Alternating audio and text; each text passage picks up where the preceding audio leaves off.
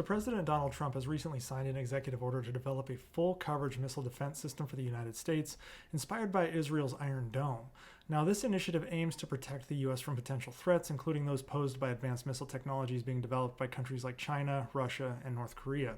Now, the Iron Dome has a range of approximately 70 kilometers and is used for intercepting incoming short and medium range rockets, artillery shells, and mortar fire that is targeting populated areas or critical infrastructure. Each Iron Dome battery costs $100 million, and each missile fired costs $100,000. Deploying such a system nationwide in the U.S. would be astronomically expensive, estimated at $2.5 trillion, or 3 times the current total defense budget of the United States, and it would require over 24,000 missile batteries to provide comprehensive coverage.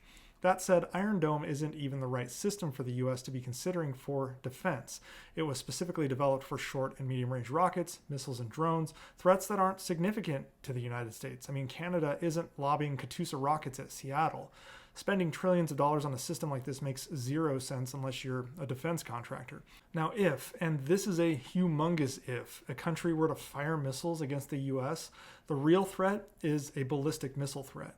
The kind of missiles that carry nuclear weapons launched by nations like Russia, China, or North Korea. For this, we already have various systems, including the Ground-Based Mid-Course Defense, or GMD, the Aegis Ballistic Missile Defense, the Terminal High Altitude Area Defense, or THAAD.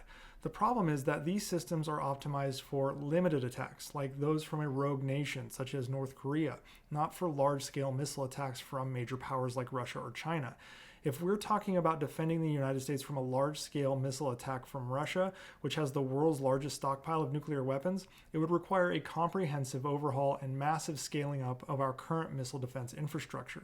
Russia has an estimated 5,889 nuclear warheads as of 2023, with 1,674 strategic warheads deployed on 400 ICBMs, submarine-launched ballistic missiles, and bombers. To defend against such an extensive arsenal, the U.S. would need thousands of interceptors and supporting systems. At a minimum, we would need 1,000 interceptors, which, using GMD, THAAD, and Aegis, would cost at least $1.5 trillion, effectively doubling the entire annual defense budget for just this one effort. And that doesn't even account for the ongoing costs of maintenance, hiring additional personnel to operate, and just the general parts for these systems, as well as replacing the interceptor missiles over time as they reach their end-of-life cycle. Even if we were willing to pay for this, and even if the system were a fraction of the cost, it creates a whole new problem. It upsets the strategic balance of mutually assured destruction. Right now, the balance of nuclear deterrence depends on the idea that neither side has a clear advantage. If we could intercept all of Russia's missiles while they couldn't intercept ours, it would push them to develop alternative methods of destruction and trigger a nuclear arms race. Russia, for example, has already explored more rudimentary ways to bypass U.S. defense, like nuclear-equipped long-range torpedoes.